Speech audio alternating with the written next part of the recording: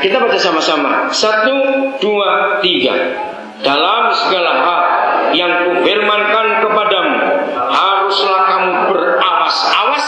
Nama ilah lain janganlah kamu panggil, janganlah nama itu kedengaran dari mulutmu. Nah, ayat ini yang sering diperdebatkan. Nah, buktinya tuh, jadi kalau kita Allahnya itu A huruf besar, kalau mereka A-nya huruf kecil, seperti ayat ini. Nah, saya terangkan begini, maaf jangan ada yang marah. Kalau saudara menyebut nama maling, M-nya besar, M kecil itu pengaruh tidak? Lalu coba jawab. Maling ditulis M-nya huruf besar, M-nya huruf kecil itu beda atau tidak? Tidak, tetap maling. Nggak ada beda. Begitu pula Allah. Mau dipanggil huruf kecil, mau dipanggil huruf besar, karena pribadinya ada di dalam Ka'bah. Hargai mereka. Papa kita punya nama, namanya Yahweh. Lalu ada yang debat lagi, tapi kan orang Yahudi tidak boleh panggil nama itu kudus. Mereka cuma nulis YHWH. Betul. Mengapa? Sebab orang Yahudi bukan anaknya, maka itu mereka segan. Kita ini anaknya. Kenapa kita takut panggil nama papa kita? Kita anaknya. Kalau kita anak tetangga, ya panggil nama tuannya tetangga. Salah alamat. Renungkan. Saudara jangan bingung, minta Roh Kudus menerangkan. Baik, puji Tuhan. Kita lanjutkan belajar sekarang ini. Terima kasih kesaksian dari Surabaya tadi. Diakhiri sebuah pujian yang bagus. Kalimat terakhir pujian itu saya suka. Baru tadi malam saya mendengar cerita lagu itu. Saya pertama dengar lagu itu Desember tahun yang lalu. Begitu saya dengar pertama, lagu ini bagus sekali. Bapak sentuh hatiku. Saudara, hanya Bapa kita yang bisa menyentuh manusia, bukan yang lain. Katakan apa? Papa kita sentuhan kasihnya itu luar biasa. Lalu kalimat terakhir lagu itu berkata, ajarku mengenal sebuah kasih. Kalau saudara nanti di rumah baca surat Efesus pasal yang ketiga ayat 17 sampai 20, saudara akan tahu. Untuk mengenal kasih Papa yang begitu dalam, begitu luas, begitu lebar, begitu tinggi, begitu panjang, kita perlu didoakan. Karena kasih Papa kita sulit dimengerti.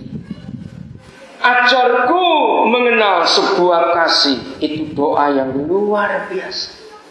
Saya minta nanti siapapun saudara waktu pulang, lihat dulu semua foto dan surat anak-anak dari sebuah kampung di Momi Waren. Saya kaget tadi waktu lihat itu. Maka itu saya agak lama di depan. Itu luar biasa. Nah, kenapa saya hubungkan pelayanan saudara ke kampung itu dengan apa yang kita mau pelajari sebagai firman Tuhan pada hari ini? Saudara, inilah kerinduan Tuhan atas kita. Kita buka Kejadian pasal yang kedua ayat 10. Kita lihat ayat ini. Setelah Bapa menempatkan manusia pertama di bumi ini di Taman Eden, maka ada satu hal yang dibuat oleh Bapa dahsyat sekali. Ada suatu sungai mengalir dari Eden untuk membasahi taman itu. Dan dari situ sungai itu terbagi menjadi berapa cabang? 4 cabang. Yang mengganggu saya dalam mempelajari ayat ini adalah mengapa Papa tidak berkata ada sebuah sungai. Saudara tahu bedanya antara suatu dan sebuah? Maka itu kalau baca Alkitab minta Roh Kudus meneliti supaya kita tahu. Suatu, kenapa bukan sebuah? Dan sampai hari ini tidak ada orang tahu sungai ini namanya apa. Cuma 4 cabang yang diberi nama. Bahkan sampai hari ini tidak ditemukan lagi sungai ini ada di mana. Oke, kita nggak usah pusing dengan sungai itu hilang kemana, bukan urusan kita. Pokoknya pernah ada suatu sungai. Nah, Kejadian pasal 2 itu pembuka kitab suci. Karena manusia ada di pasal 2 ini. Di pasal 1 belum ada manusia. Tuhan baru merencanakan. Dengarkan itu.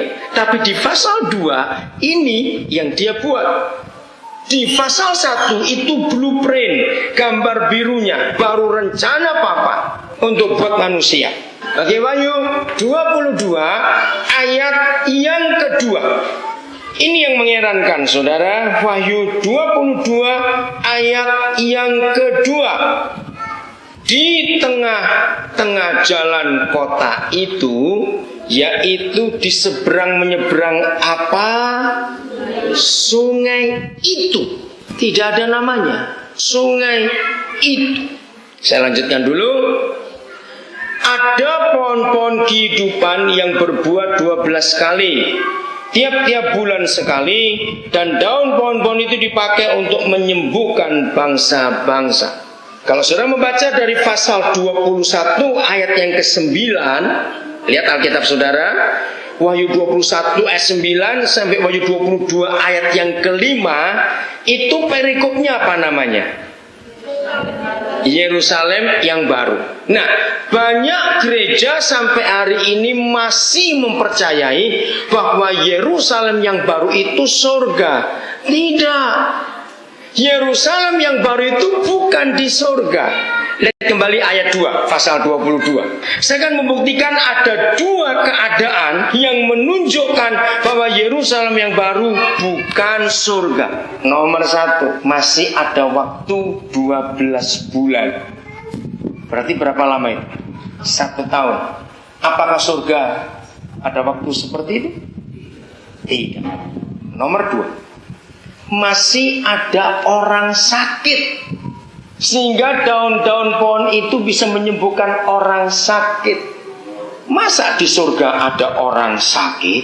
Jawab, tidak. Berarti Yerusalem yang baru itu bukan di surga, tapi masih di bumi. Nah, oke, kita tinggalkan dulu, nggak bahas masalah itu. Bayangkan saudara, mengapa Papa kita berfirman, pembuka kitab suci dia berbicara soal sungai, dan di penutup kitab suci dia berbicara soal sungai. Akhir 70-an saya menerima pewahyuan ini, dan dari waktu ke waktu pewahyuan ini diperbarui terus oleh Bapa di surga, dan saya kagum. Gara-gara pewahyuan ini, maka itu kenapa saya beda dengan banyak pendeta yang lain. Dengarkan pewahyuan ini. Gara-gara saya lihat gambar-gambar itu, maka biar kita belajar kebenaran ini. Berarti Papa mau semua kita itu menjadi sungai. Kalau nanti saudara pulang, bagi yang belum tahu catat, saya nggak ada waktu untuk menerangkan. Di Yehezkiel 47 ada sebuah firman yang luar biasa tentang sungai. Nanti saya akan baca 2 ayat saja di pasal itu, bagian terakhirnya. Jadi Papa bicara banyak tentang sungai di kitab suci. Mari kita belajar lebih jauh. Jadi Pak Gembala bersama Ibu dorong anak-anak muda untuk lihat daerah-daerah lain. Karena di sekitar Manokwari ini masih banyak daerah yang kumuh. Berapa kali saya berkata, pertama kali saya ke Momi Waren tahun 96 yang lalu, saudara, saya syok. Belum sampai Momi Waren, baru keluar dari Kali Maruni. Itu agak jauh dari Manokwari. Begitu kita melewati nyebrang Kali Maruni, langsung wajah kemiskinan, wajah penyakit, wajah keterbelakangan ada di sepanjang jalan itu. Baru berhenti ketika masuk ke daerah Oransbari. Lihat sepanjang perjalanan dari Maruni sampai ke Oransbari, tidak ada kesejahteraan sama sekali. Betul tidak? Jawab pertanyaan saya.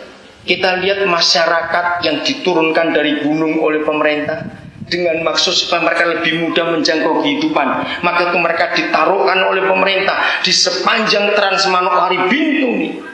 Sudah berapa tahun pemerintah menurunkan mereka, ternyata mereka belum sejahtera sampai hari ini. Yang lebih celaka lagi, dengarkan. Jarak Maruni ke Mansinam kira-kira berapa kilo? Enggak sampai 60 km. Betul tidak?